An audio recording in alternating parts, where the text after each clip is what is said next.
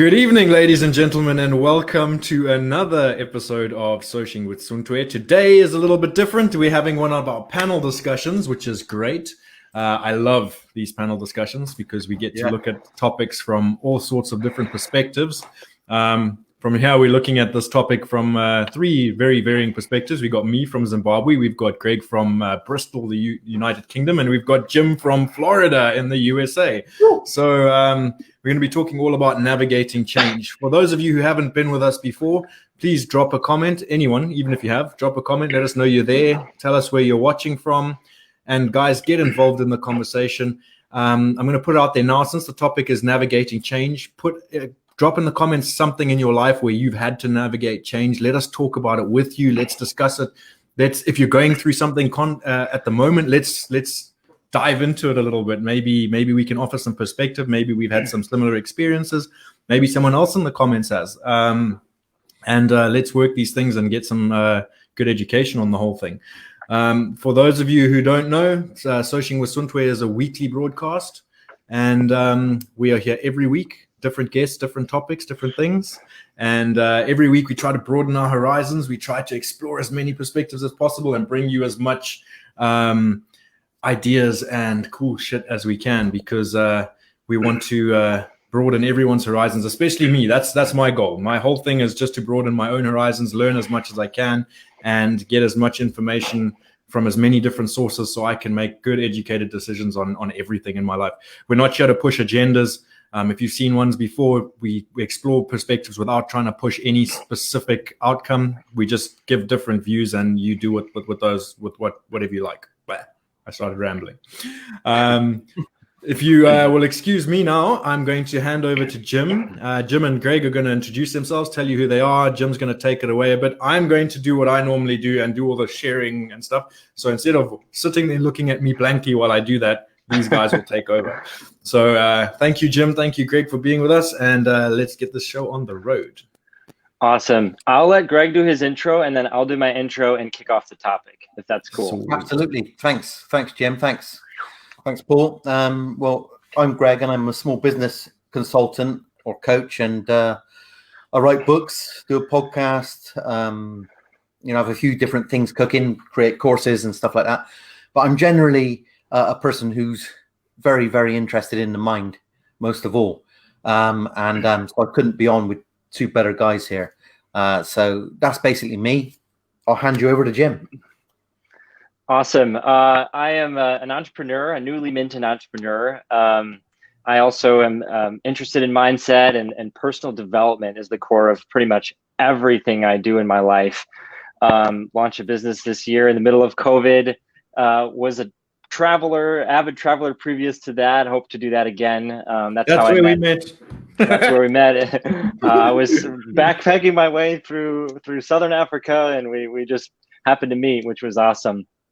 And so that's a little bit about me. And so let's dive into the topic. Paul and I were kind of chatting about what topics we could discuss to provide value to people. And what I love about Paul's platform here is he uses it to serve as many people as he can. So we were thinking, like, what is something that would be valuable to everybody? What's a topic that people are always thinking about, always dealing with, and could use just different perspectives on how to approach? So we thought, how about change? This has been a year of change. It goes without saying.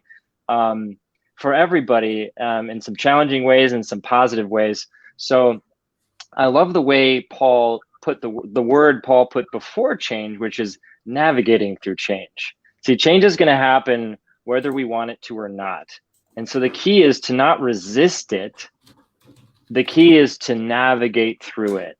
And so with COVID and, the economic situations, the political situation here in the United States, we're having an election that's been just a crazy one for us. And it's, there's change happening, and people are kind of just concerned about what's going to happen. So the key is that word, navigating through change. And when you're navigating through change, it makes you feel like you're more in control and like you're at the steering wheel of the ship navigating through change rather than being a twig in the ocean getting kicked about everywhere and not knowing where to go. We all feel like that sometimes. But more often than not, we want to focus on how can we grab onto the wheel of the ship of our life and just steer through this storm. It's not going to be a straight path to where we want to go. But if we focus on what we can control, how we can use change to better ourselves and to learn from the challenging changes that happen in our life, that's how we can not feel so helpless, because that's another thing that I think a lot of people have been dealing with this year. So I'm so excited to discuss this topic. I'm very passionate about it, having gone through a lot of changes in my own life, a career change, a relationship change, a health change, and then those other ones I mentioned that are going on in my country and in the world. So that's kind of the way I'd like to kick it off. Are there changes that you guys would like to talk about that you're experiencing in your own lives and in your countries? Yeah, I mean, as I just reflect what Jim was saying as well, that if people want to sort of send messages in and say what they're going through at the moment, I know that this is one of those surreal years where something like this doesn't normally ever happen. So everybody's going through some psychological changes and having to adapt and change the way that they live day to day and the way they think, otherwise we can go mad or, have severe mental health problems. And I think that, as Jim said, I mean, change is what the universe is. We are all changing consistently. It's just that, as he said, that we need to focus on what we can do about changing, because we cannot control everything around us all of the time, but we can control how we perceive our lives to be in the state we're in, and we can control what we focus on so that we can make incremental steps towards reaching our goals. So, sometimes, as we're all different, it takes some people longer to reach goals than others. And I know for me, it took me a long time to reach some of my goals, because I always had one of those creative type minds that was always thinking about one thing and another and could never quite complete one thing. So I had to learn how to do something properly and effectively, but also to get the help I needed, because I think one of the greatest things we can do is to get help from those who are actually in some ways maybe better than us at some things, so we don't have to try and do it all by ourselves. And I think that's when people feel helpless, isn't it? When they have all these things going around in their head and they feel as though they have to try and cope with it, when sometimes you just need to be able to talk to someone. Someone needs to be able to have a chat with you and listen. And I think that's so powerful. So yeah, it's great to be here, and it's great to be with these two guys. And what's your sort of thoughts on it, Paul? So I just want to pick up on something you said there about surrounding yourself with people that might be better than you at doing certain things, because my philosophy is that I always try to hang out with everybody better than me. I want to be the dumbest person in the room. I want to be the least successful. I want to be I want to be at the bottom of the rung with the people that I'm hanging out with, because if you always remember that you are the average of the 5 people you spend the most time with. If you're spending time with the people below you, then you're making a big mistake. You don't want to be the smartest in the room. You want to be the dumbest, because those people that are above you will bring you up. And as you go, you'll start to grow towards those individuals and start to aspire to that sort of lifestyle and that sort of mentality. And that's what brings you up the whole time. Even back in if you go back into the kayaking days, I always aspired to try and be on the water with the best paddlers, not because I think I'm any good. No, but when you paddle with the best paddlers, your paddling increases, you get better. If you're constantly in your comfort zone or at the top of someone else's comfort zone who's below you, you're not going to actually get anywhere. And don't take it the wrong way when I say above and below. I'm not trying to belittle anybody out there. I'm just saying that we're all at different stages and different parts of our development. Someone who's below you on the river might be above you on the mountain. There's no, on the grand scheme of things, there's equality and humanity, but in specific skill sets and specific things we need to grow with, you need to aspire to be like those above you, not the ones that are below you on the journey that you're trying to achieve.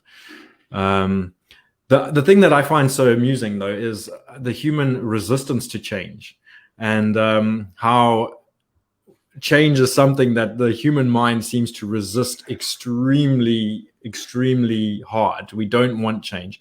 Why do you think that is? Why are we so resistant to change? Jim? Oof. I'd love to jump on that one. Gosh, I think it's because what we have seen before, like you mentioned before, our comfort zone, right? So when our circumstances or something changes, I think there's a little bit of fear that I'm going to have to learn something new, or I'm going to have to get out of my comfort zone again. I just got there. Like, now I have to go out again. Come on, guys.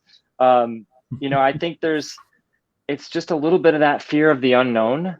So often we'd rather deal with I forgot what the term is, but like, we'd rather deal with the known devil than the unknown devil, It's better the devil you know than the devil you don't. Yes. And I think so often, Great phrase. Yeah, I think so often that can hold us back. But I think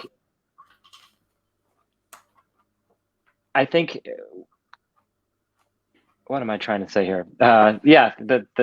We'd rather deal with known things. And I think what helps me in these situations is, if there's a change that I'm worried about, I just think back to all the other changes that I've been through in my life. And I think, like, when I started 8th grade or freshman year of high school, like, I was terrified. I was like, no, I want to stay in 8th grade. I know that place. I mastered that realm. Don't make me go into a new one where I'm at the bottom again. Like Paul was saying, I'm at the bottom end of the totem pole and everybody knows more than me.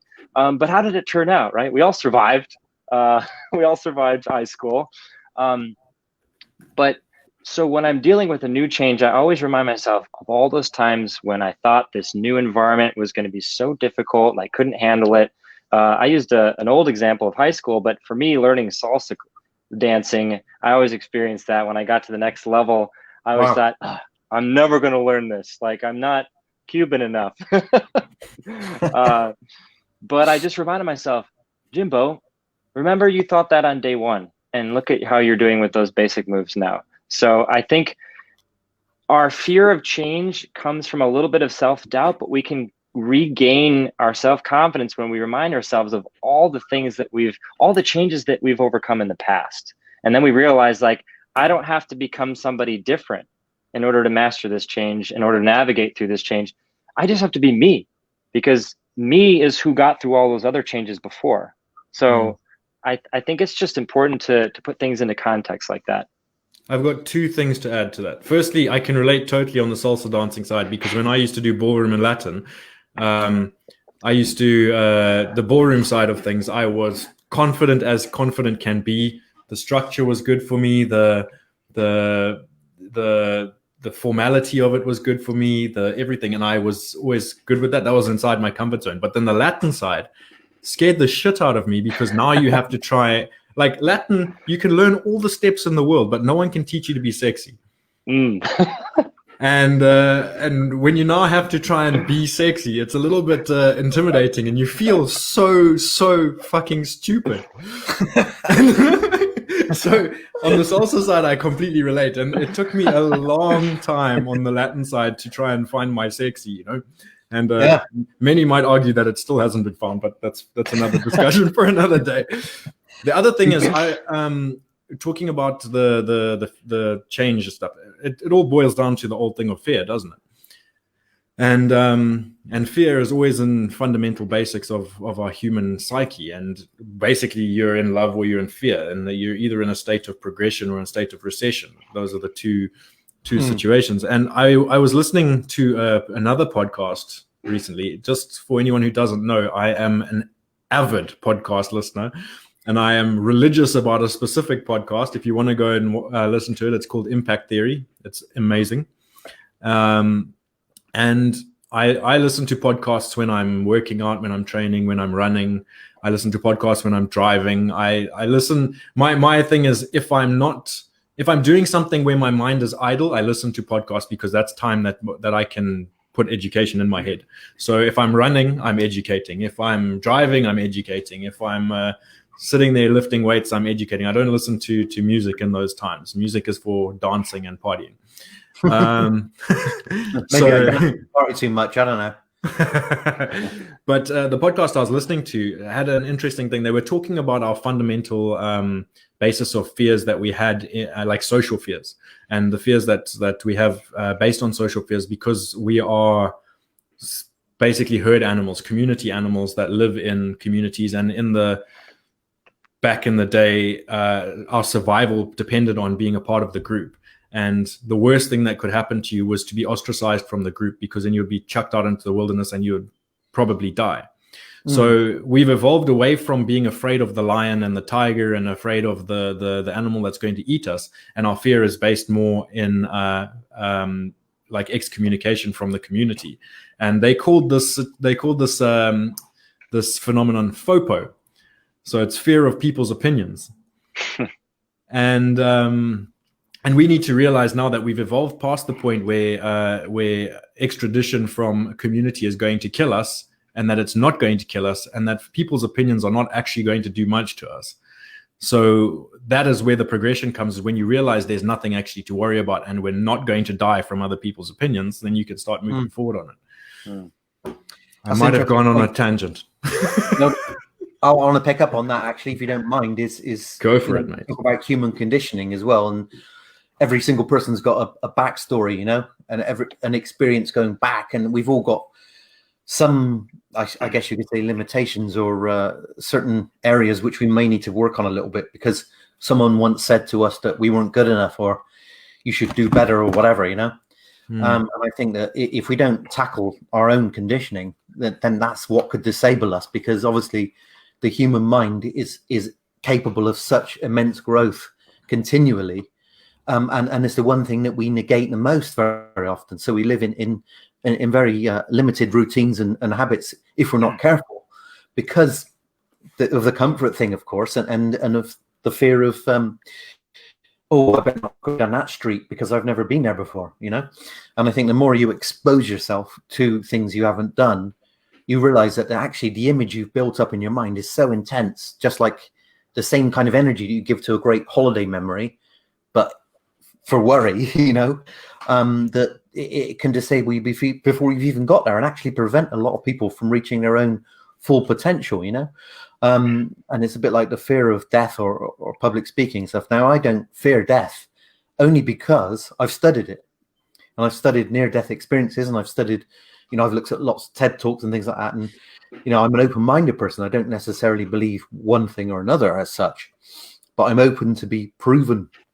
to me, right? So my philosophy is that all of us, we are like a plant. We're born, we live, we die. That's it. So the more we accept the last part, it actually makes you feel lighter, because you're not walking around with this deep worry of something's inevitable. Why spend your whole time worrying about it? Certainly that's my philosophy, and I think that anything that I've worked on where I've realized that I'm resisting something, I try and recognize that resistance and say, well, what is at the root of that problem?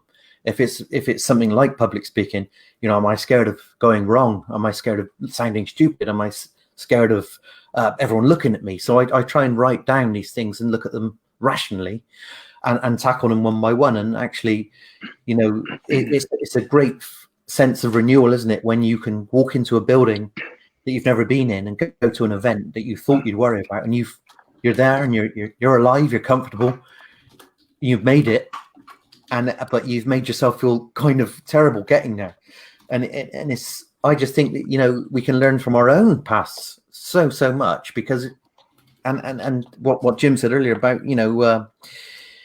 there's so many things we've had to go through that we forget how awesome we've already been, in so many ways. And I think we need to focus more on some of those things we've done to give us a bit of a lift sometimes, and remind ourselves that we are capable of so much more than we actually think a lot of the time.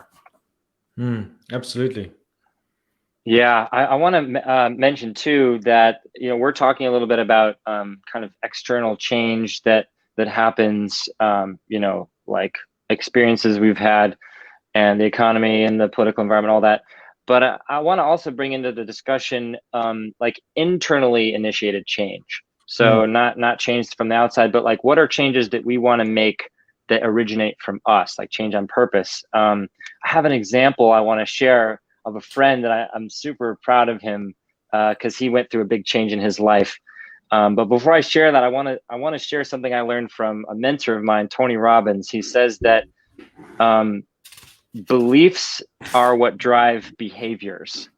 And a lot of if we're feeling empowered to go through a change or we're feeling helpless, it really comes down to our belief of, do we feel like we're enough, or do we feel like we're capable of handling and navigating through this change? So I had a friend, he was telling me about how he wanted to get back into shape.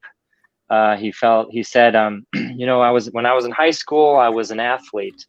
And now I just, I work out intensely for a week or two and then I stop and I fall off and I've gained weight and I'm just not happy about it. And, I want to get up at 6 in the morning every day and I want to run and do these things. And he just started thinking about all these things he had to do. And what I always remind myself and others is that before we focus on what we need to do, we need to focus on who we need to be. And that ties into our beliefs. So I asked him, I said, when did you stop being an athlete? And he said, what do you mean? I said, well, you said you were an athlete in high school and college. When did you decide that you were no longer an athlete? And that got some gears turning in his head. He was like, I don't know. And I said, you never stop being an athlete. You can reclaim that immediately. And you can give yourself, I asked him the question, what do you need to believe in order to reclaim that identity and live that out in your life, being an athlete? I didn't even talk about a workout plan or anything like that. We started with that. And I asked him to answer the question. He said, well, I would need to believe that I never stopped being an athlete and that if I've done it before, I can do it again. And I said, awesome. I just felt this energy coming from him. I felt like this like thing happening up there where as soon as he said that, he shifted his belief. And as Tony taught me, your beliefs drive your behaviors. So I followed up with him like a month after that conversation. He's like, dude, I've been working out 5 days a week, lost a couple pounds, gaining back some of my muscle mass. My girlfriend's working out with me now. And that was a while back. I talked to him again 2 days ago and I checked in on him. I said, how's that going? He's like, dude, I'm an athlete. I've been working out consistently for 4 months now. And that's just what I do because that's what athletes do. And I was like, oh, I got goosebumps. I was like, dude, amazing. He's like, dude, thank you. And I'm like, no, you did all the work. I just told you a little a belief thing. But that's beliefs drive behavior.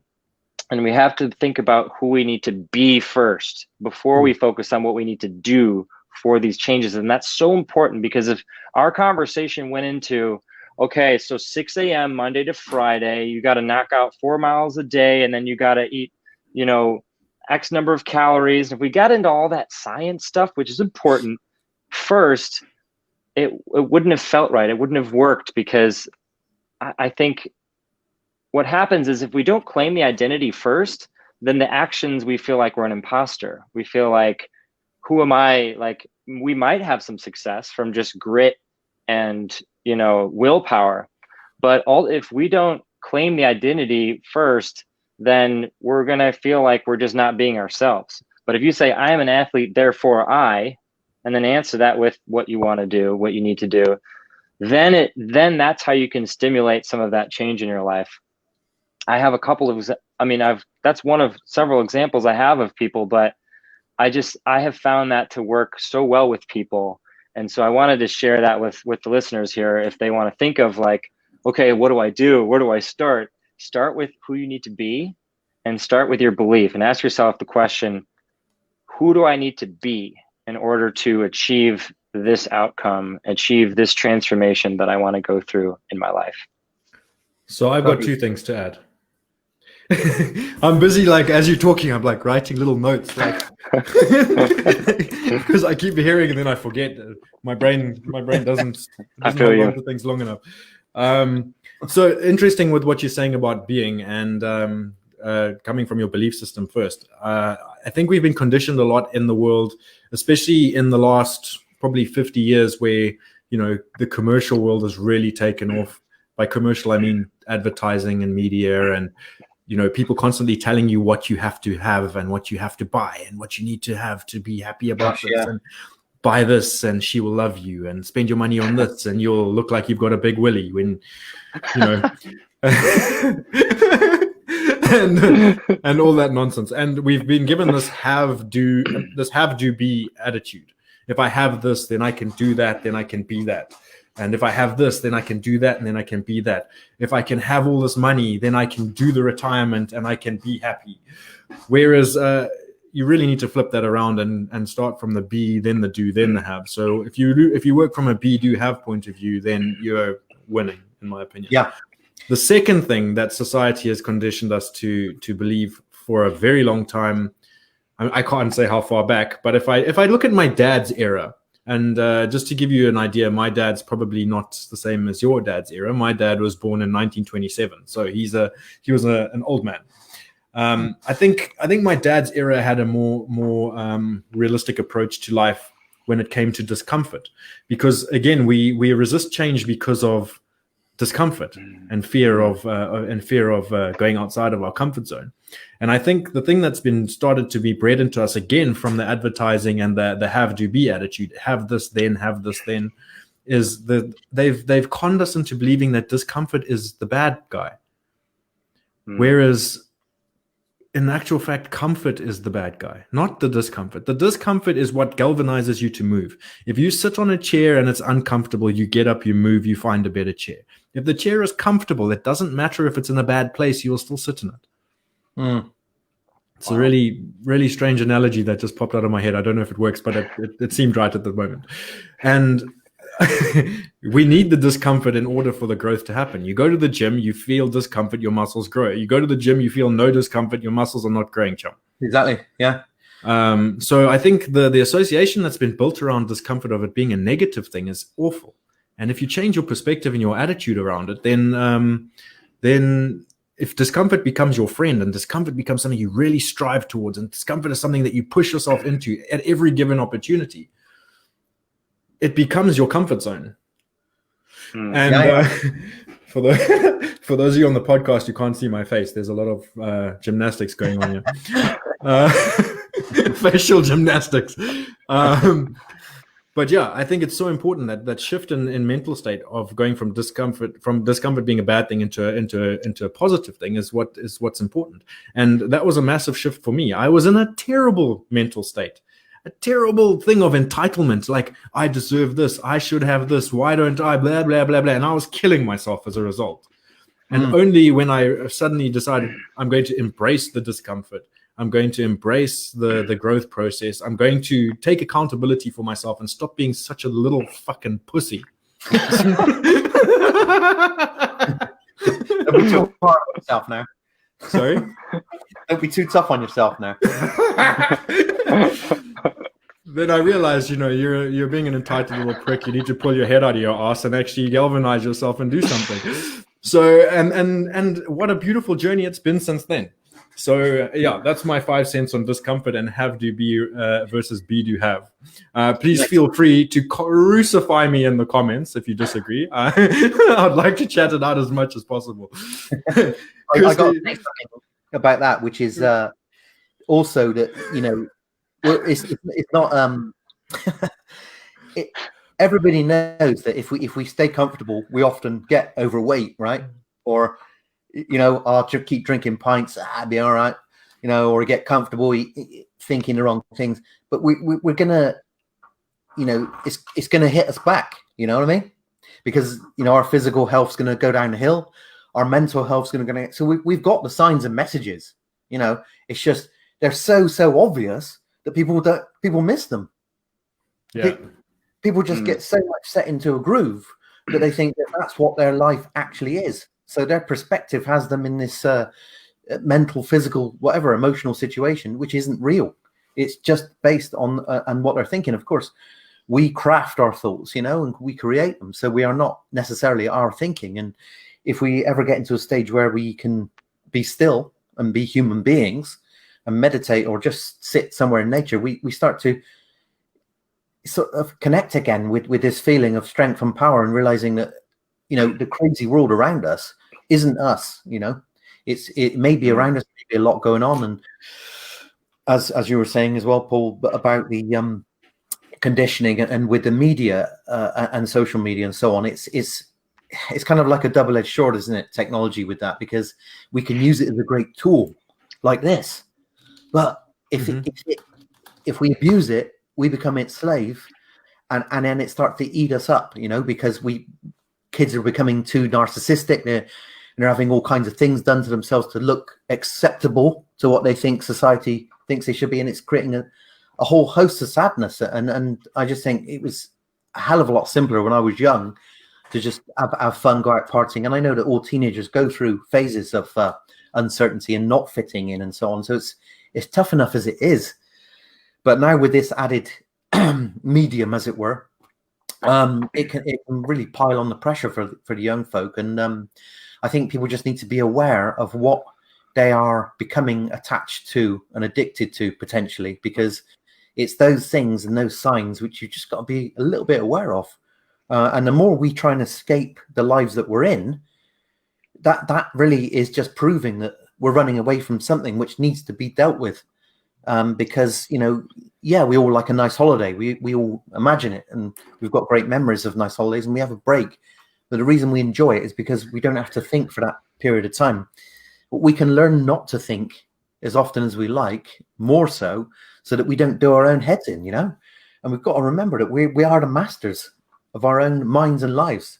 So it all starts with not necessarily self-evaluation, like analytical, but, self-awareness, self-understanding, self-care, and just putting the mirror back in front of our face and just saying, what is it I really want to achieve?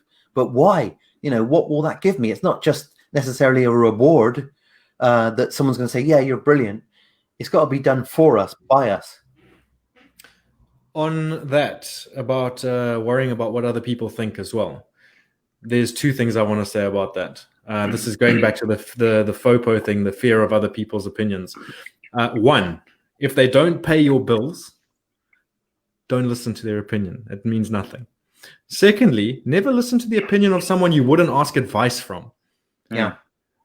Literally, I think that's a big thing that I had to learn, is that I used to get disheartened by the opinion of random people. And then I heard that and I was like, yeah, I would never ask that person for advice. So why the fuck do I listen to their opinion? Again, I'm just going to say I'm sorry to everybody because I know I'm swearing a lot, but I don't want to fake anything. I'm just going to be me, and I do swear a lot, and it's just Damn it, Paul. I'm a passionate guy. So I don't want to be fake with you. I want to be real at all times. So apologies. It's authenticity and being ourselves, and that's where the power is. It's not being somebody that society wants us to be, or that we think we should be, just to fit in and not cause any noise or trouble. We've got to be authentic with who we are, where we're coming from, and I don't give a shit what anyone thinks of me. So, that's one of the mantras I applied a long time ago, because what was causing me most pain was exactly that. What do they think? What do they think? What do they think? And I was causing my own misery and illness, And at the moment I decided, hang on, I can just let go of this. It doesn't matter. If I actually tell myself I don't give a fuck what anyone thinks of me, excuse my French again, guys, listeners, this isn't like a swear fest, then, I'll be a lot lighter and happier. And actually, it really does work, Paul, doesn't it? Well, I'm going to be honest with you, because I'm quite a sensitive sausage, and so my feelings do get quite hurt, and it's something I'm still working on. Like I do take it to light. I find it also much more difficult to deal with. It's funny, if you're being a dick and someone has a bad opinion of you, you take it quite easily. But if you're genuinely trying to do good, or genuinely trying to help and trying to better something, whether it's someone's life or the world or whatever it is, and then someone has a rough opinion on it, that really stings, eh? It can do, but I think we cannot control anybody else, and they could have a whole series of things going on in their own lives. Like they may be jealous, they may be depressed, they may be angry at something they've done, and they wish they were you, you know. And so I sort of forgive them. I say, I'm sorry that you feel that way, but I'm not going to hold that energy in my head. Yeah, true. Oh, I definitely want to jump in here with that. I love what you guys are saying about just this natural urge we have sometimes to care too much about what other people think of us. That's been a lifelong journey for me as well. And love what you guys said about it. What I would add to that too is it's not the things that bother us, the things in the world, the things that are said. It's the meaning that we give to those things. So if somebody says, your shirt looks terrible, or I didn't like that thing you did, that's harmless until we convert it into I'm not enough. And that's that's a very simple way of phrasing it, but that's ultimately what's happening. Like we translate something they say into like I'm not enough, or I'm not loved, or whatever it is. And so we can stop it there and shift what meaning we give to that thing. It's so powerful, the power we have to choose what things mean to us. I have a really funny example. I was driving on the highway in Miami, and people around here drive like crazy. And somebody cut me off on the highway, swept right in front of me. And my friend who was in the passenger seat starts swearing at the guy, like, what an asshole, blah, blah, blah. Now I'm swearing too, but I have to for the story. He's like, what an asshole. He could have killed you. He doesn't care about anybody's lives but his own on this road. And I'm laughing, not at him. I'm laughing at the other guy. And he stops shouting, and he's like, why are you laughing? This guy could have killed us. And I said, I feel really bad for him. And he said, why? I said, well, he's probably really got to take a poop, and he's trying to get off the road. He's gonna poop his pants. Good luck, fella. And here's the thing. We both experienced the exact same thing, the same stimulus, right? And he gave it a meaning of that person doesn't care about my life. And I gave it a meaning of I hope that guy gets to the loo in time. And I'm not condoning terrible driving. I'm just saying I have no control over what just happened. We have no control over the past, but we do have control over the meaning we give to it. So the meaning he gave resulted in increased levels of cortisol in his blood and negative emotions. And the meaning I gave it resulted in laughter, humor, and dopamine. That all came down to one choice about what meaning we both gave to that event. So when somebody says something about you or something happens, just remember, you can ask yourself, what do I want this to mean to me? What meaning can I give to this that will allow me to live a better life? You know what I mean? And we can do that about things that are happening now, and we can do it about things that are happening in the past. Sticking with the example of the road, if you're stuck in traffic, instead of thinking this is a disaster, think, oh, I can listen to another podcast like what Paul does, or I can use this time to call my mom or my brother who I haven't talked to in a while. I'm always training my brain to look for what empowering meaning I can take out of a situation. So hope you guys find that interesting. I hope it's valuable to some of the people listening. Like somebody cutting you off on the road is hopefully doesn't happen to you all the time, but you can make it fun instead of stressful next time. Well, that's a great thing to touch on, because you know, I overanalyze everything, and I used to be very, very temperamental when it came to people cutting me up, as my girlfriend will tell you anytime. Don't mention it now, but basically, I've had a lot of, you know, terrible times where I chase people and everything, and I put it down to, is it my Italian temper? Is it my genetics? Is it the struggle I'm going through in business? What's causing it? And I did, as I was going through a process one day where this was about to happen, I thought, I can't do this again. And just as Jim was saying, quite rightly so, I laughed at the situation, and then there was no emotional feeling God washing through me. It was just very light. And I thought, it's one of the greatest powers is to be able to laugh in almost any situation. And this may be totally off topic, but I read something about a Buddhist who was diagnosed with cancer. And basically, when he saw the doctor, he was told that he had probably a year to live at most. So he'd better start getting his affairs in order. Well, the Buddhist laughed because he trained himself to not fear death, for one thing, but also to believe that the mindset can heal the body as well and help to heal the body. So he stuck to his own perceived beliefs and attitude with that situation. And he actually lived for another 12 years. And he was quite getting on a bit anyway. So, when you think about it, people could say, well, what's the point? I this is terrible. And of course it's terrible. And I feel grateful and lucky that I'm not in that situation, of course. But it was just a great reminder to me that if you can laugh in the face of some of the worst things possible, that's true power. I mean, it's something I may never attain. I may never understand fully. But I also noticed on the program I watched the other day about, documentaries about stuff, health, that if you break your hand and you have a what do you call it around it, like the plaster, the cast, yeah, the cast, and your hand can't move. If you've broken it, if you imagine that you're able to move your hand again, you will start getting feelings back in your hand, regardless of what actually has happened to it, to a degree, because your mind will start to feed the right messages through to your hand for it to start working. And it's a bit like when some people lose a limb, they still feel as though they can feel the pain of that limb being there, because their mind is that powerful when focusing on an area that it can actually change the dynamic of that area to a degree. And I know there's some scientific basis around a lot of this. So if you're interested, guys, you Google that and see what you can find, and you'll see how interesting it really is.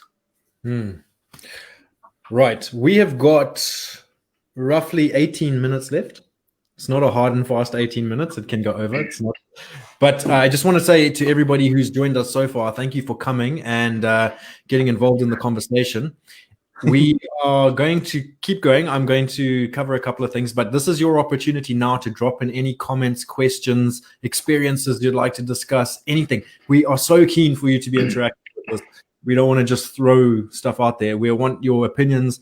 We want your input as much as possible. So, yeah. And for those of you who joined us late, this happens every week. We've got a different guest every week. Sometimes we do a panel discussion like this, where I bring in past guests like Greg and Jim. We've got another panel discussion that I've already started the ball rolling for, which might be our last show of the year.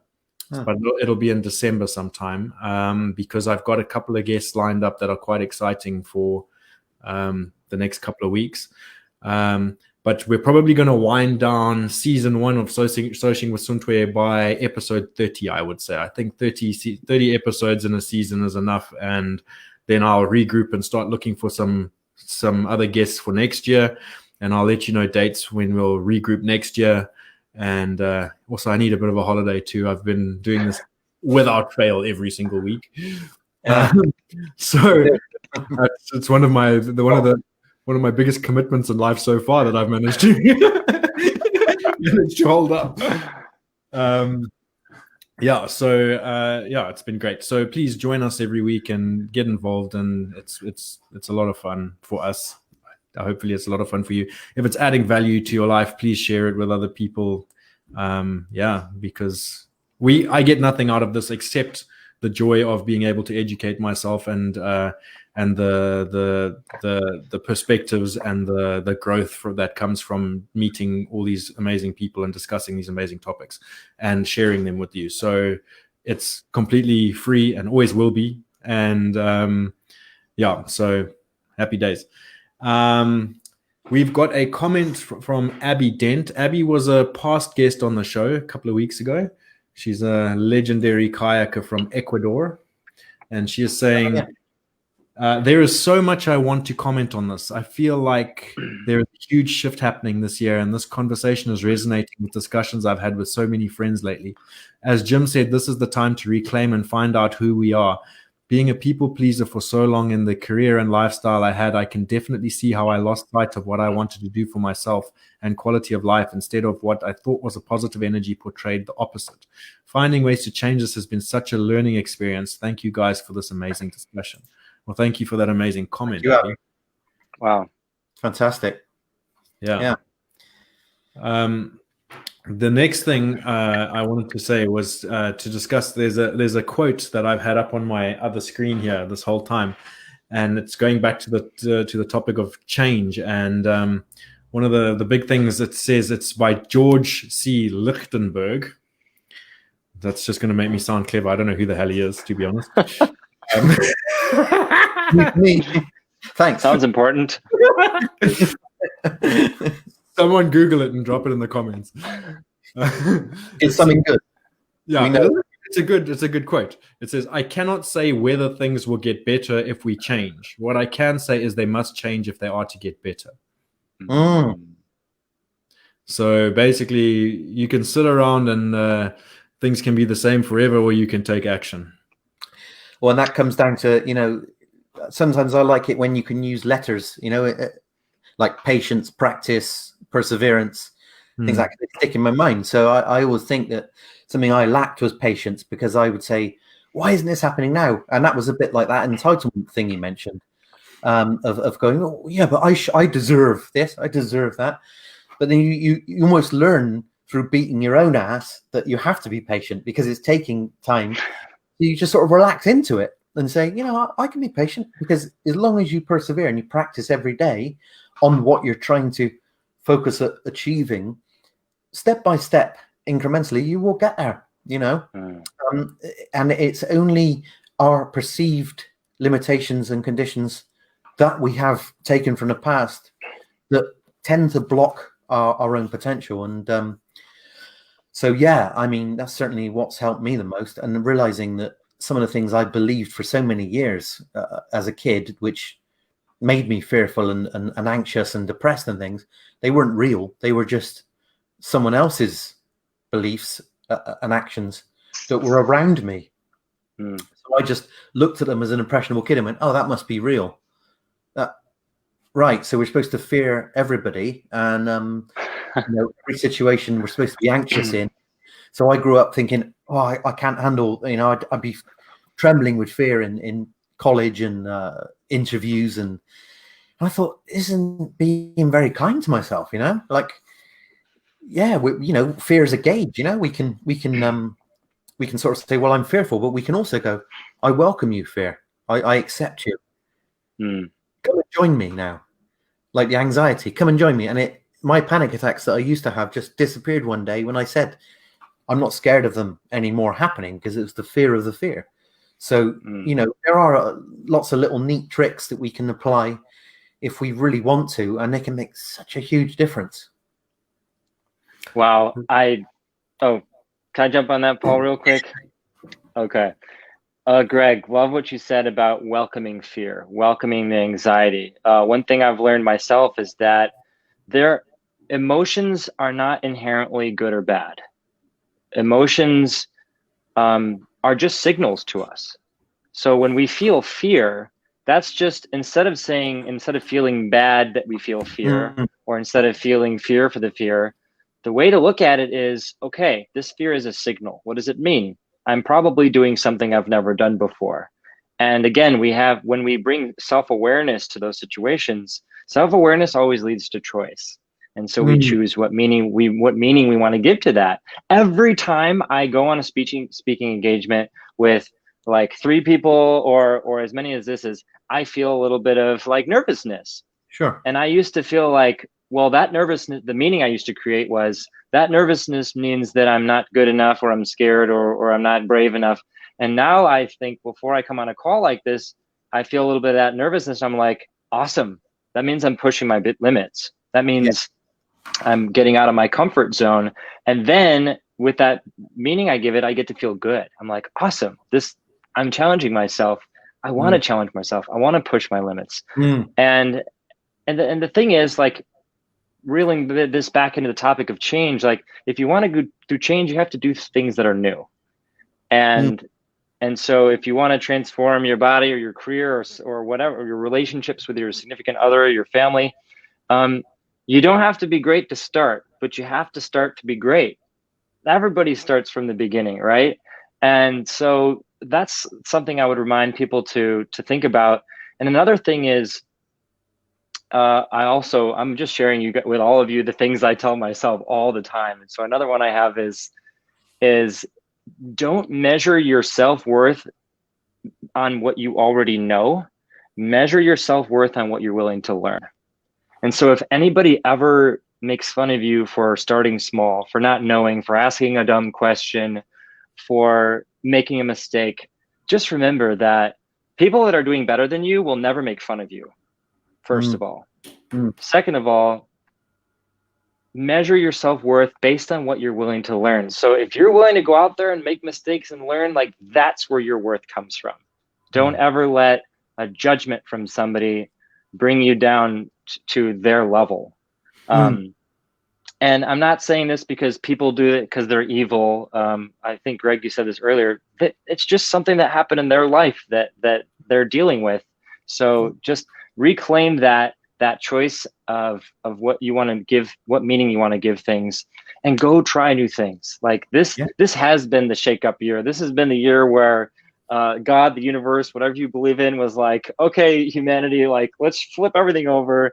Now go, like, we've been pushed to go out and try new things, to go out and develop new skills and try and transform ourselves. So just change is happening for us, not to us. And that's one of the most important beliefs that I've ever learned and incorporated in my life. Whenever something happens, don't think it's happening to you.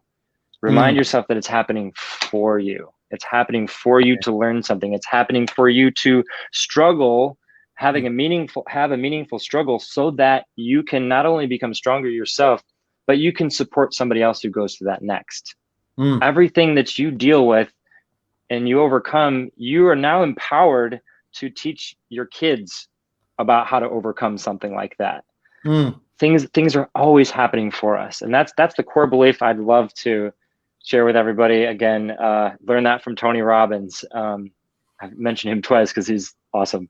But just want to share those tools with all of you, because part of change is initiating it ourselves, having the courage to start, make mistakes, and just remember, like, you don't have to be great to start, but you got to start to be great. So just to add on to that you don't have to be great to start, and you have to start to be great. And everyone starts out shit and grows from there. Just go and look at episode 1 of this broadcast podcast. just go watch that, and then come and watch the last 4 and look how different, how shit I was at the beginning.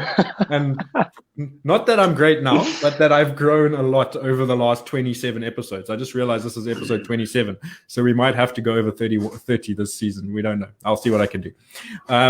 But yeah, it's massive. It's a huge thing. We've got a comment here from Anaretha Furi. She is saying, I'm on a journey changing a lot of things in my life. Jim, I get you when you say laugh off negative situations. I tend to concentrate on my breathing to deal with the situation and attempting not to get upset, but it still bothers me afterwards. Thank you guys for the positive input I've heard. I will listen to this again. Hope you're recording this, Paul. I will apply. God bless. I do record all of these. These go from here. They'll always be on my Facebook page in this format, but they're also available the next day on YouTube, and they are also next day available on all major podcast platforms, including Apple Podcast and Spotify. So if you have those and you want to listen to them whenever, please subscribe to my channels and to my podcasts and stuff. It really does go a long way to help keeping this thing going. Just so that we're not falling on deaf ears at the end of the day. There was something else that I wanted to add to that, but I can't remember now. A quick comment about what Anaretha, sorry if I got it wrong, said, feeling still upset afterwards. I would just focus on what meaning you're giving to it. For the laughing at unfortunate things, it's not just ha ha ha and then I'm good. Like I have to share, like, that's taken so much practice. Like everything that I ever talk about is something that I'm always practicing. And sometimes I laugh at the guy who cuts me off.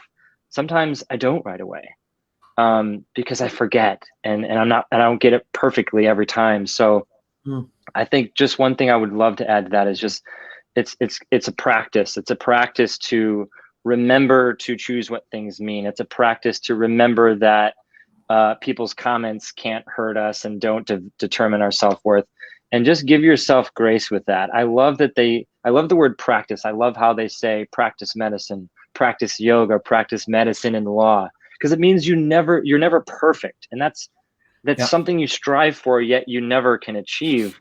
The goal is to just always be a practitioner. And when you think about it that way, for me, it allows me to give myself grace when I do make mistakes. When I do forget that tool, I just say, practice doesn't make perfect. It makes progress. And as Paul said earlier, we're either progressing or we're regressing, and progress equals happiness at the end of the day. So just, yeah. Growth equals fulfillment. Exactly. Progress equals happiness. Growth equals fulfillment. But everything is a gift in a way. Everything is a gift, because actually challenges, something else I do is putting these letters together, like we were saying, patience, practice, perseverance, and whatever. Change equals challenges. Simple. If you can embrace that, you know that in business, in life, you're always going to get challenges. So you can see them as that gift. And on top of that, remember that failure, it may be something that a teacher told you was a bad thing, or a parent told you was a bad thing as a kid. But failures are awesome, because they are the things that help us gain experience in education and help us adjust and tweak what we're doing, so we can then go on with more wisdom. So learn to associate loving failure, because you're not a failure if you cry or get upset or get depressed or anything like that. So don't ever attach a low self-worth to feeling as though you failed. It's just that it's another lesson that's coming up to try and teach you something. So that's just something that's helped me as well. And hope it can help you guys. Okay, two things. Nobody ever learned anything from getting it right the first time. That's a fact.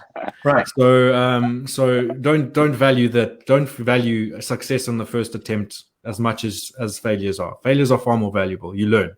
You get something out of it. Yeah. There's feedback. There's something that you can use for progression. Right. So in fact, if you get it right the first time, be a little bit upset. Second thing, to go on the perfection route that Jim was talking about, my mantra is always to strive for excellence, not perfection, because in my mind, perfection is a destination, whereas excellence is a constant progression and a state of being. So whatever I'm trying to do, I try to do it with the excellence that I have in the tool bag now, and the progression to try and get better at that, so my level of excellence increases. But never striving for a perfection, because perfection is a fragile mistress that even once obtained will end up shagging your mate.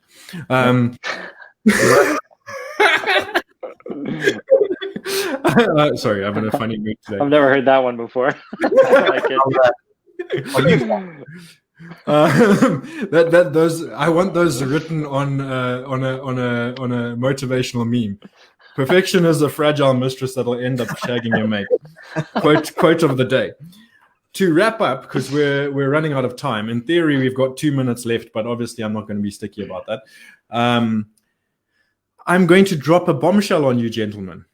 I want to know from you, can you give me one example of something you changed in the past, maybe a bit of what you learned about it, and something that you're currently trying to change and work on currently?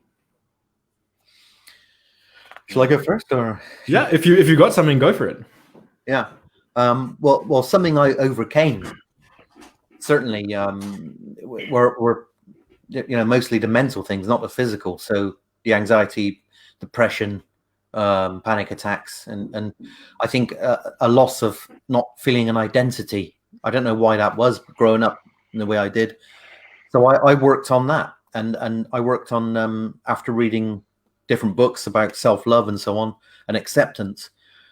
The biggest catalyst I had to change was actually saying that I love myself, and a lot of people, especially men, find, I think, that hard to accept, to be something that is manly or in some way okay, or whatever. But I can honestly say that the repetition of saying I love and respect myself when I was back in my 20s and going through different terrible situations, that was the greatest catalyst, because I felt a sense of love and appreciation, and it helped me to actually behave differently, to walk differently, you know, with my chest out and confidently look at people more, and consistently changing a habit from I'm not good enough, why would anyone buy from me, you know, I don't know who I am, so on and so forth, was love and acceptance. So that actually changed my entire life and actually saved my life, you know, I would say. So that's the greatest change I've ever overcome, without question. And I think that if people can overcome that and learn to love themselves unconditionally for who and what they are, you know, it's a great healthy way to be, and it's authentic. Again, like we were saying, it's finding out who you really are, you know, without having to worry about what role you're performing in, or what you're being to others, you know. You know, the most important role is the role you have with yourself, isn't it, in a relationship. And another change I want to overcome is essentially the idea that I really don't need things, because I still feel like, oh, I should get this, I should buy that, right? You know, I really want to get this thing because there's so many choices now, and I think, oh, I'll love it when I've got X, Y, Z. You know, these music decks. I like to mix music, like ambient stuff and house music, and I want those ones, you know. And so you can go online and look for things all the time, and you know, we all know that Amazon is like a, you know, a seductive, I'm not going to say mistress, but it's another thing, right? So they can become like drugs and addictions. And the other day I was just cleaning my oven, and I found the most immense joy in just doing this, like maybe a Japanese Buddhist or something, just taking the rubbish off of it and seeing the difference and thinking, I appreciate this product. I love it, and I've looked after it. And I don't, you know, and it's about seeing what's right here, right now, and being in the moment more is certainly something that I'm trying to refine and create a better goal on. How about you, Jim? Greg, that was really inspiring, what you shared. It actually, it really brought to mind what one of my biggest changes has been, which is my relationship with myself. I was very shy for all of grammar school and high school, even into university, and beyond, even into my 20s. I always wanted to be liked, and I got so good at that. I got so good at being like a chameleon. That was like, I could go into any group of people and just kind of blend in and feel and be seen as one of them on the outside from them, but I never felt like one of them on the inside. So what happened for so much of my life was that I didn't feel like I had this belonging, and I was just in this routine of, like, you know, talking about not wanting to leave our comfort zone. My comfort zone was analyzing people and learning how to be who I thought they wanted me to be. That was something I mastered because of this insecurity I had. And oh, man, that took so much self-worth work to bring awareness to it. And I just realized, like, I was living somebody else's life. I even got into a career, and I got into relationships, doing what I thought I was supposed to be doing according to somebody else's standard. I lived so much of my life like that. And it was only recently, like maybe just 4 years ago, when I was 28, 29, where I started to be like, hang on a second, who do I want to be? I moved to a new city. That's what catalyzed it. I moved from Chicago to Miami, and I had a fresh start. And I was in this new city where nobody knew me. And I thought, well, I can go back to this skill I have of blending in, or I can just invent or be somebody and then like be a new Jim in Miami. And that's when I started to really do the deep work, like reading books and going to Tony Robbins seminars and all these things. And I did realize that I had this underlying belief that I wasn't enough and I needed to prove myself to people. And that if I wasn't witty around girls, or if I wasn't clever or, muscular, I wouldn't be respected by guys. And I'm kind of an ambivert. I have extroverted and extroverted qualities, and my extroverted side would always judge the introverted side. Be like, dude, like you didn't like, why were you so weird? Like, be cool, why can't you be cooler? And I just had this internal conflict. And so this is something that a journey I'll be on for the rest of my life, because it's a practice getting to know ourselves. But the change I've been able to, it's been really accelerated in the last couple of years for me, just really like embracing and accepting who I am and all of me. I always ask myself, how can I appreciate all of me even more right now? And when I ask myself that question, and I answer it, and I say like, well, I appreciate that sometimes I am shy, sometimes I am in my own head, and that's okay. So one of the outcomes of doing this type of work has been, I was able to leave a career that I wasn't super passionate about, and start my own business this year. And I also manifested a relationship with the woman of my dreams. And I've wanted this for 8 years. And I always thought it was a matter of finding her. And what I realized was it was a matter of finding me and being who I needed to be, being the person that I needed to be that would attract the woman that I wanted. And this is like a very recent development for me. So this is like right from the heart here for everybody. Like that it's just been the best thing you can ever do is just to get to know you. And I find that so much of our adulthood is just returning to the things that brought us joy when we were kids.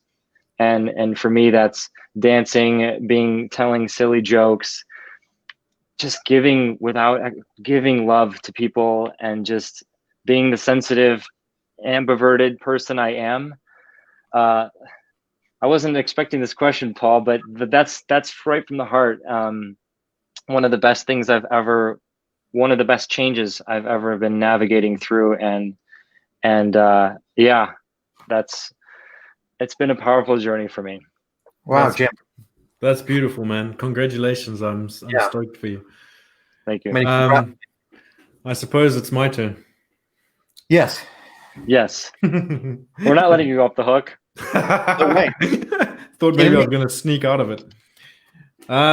Okay, so past change was pretty much what Jim was saying, was changing myself, my opinion of myself, my changing my way of thinking, and the entitlement we spoke about earlier, which brought about massive changes in my health, massive changes in my perspective, massive changes in the way I attack things. So one little change in my relationship with discomfort really sparked the journey that has really put me on a path and led to where we're sitting right now, I suppose.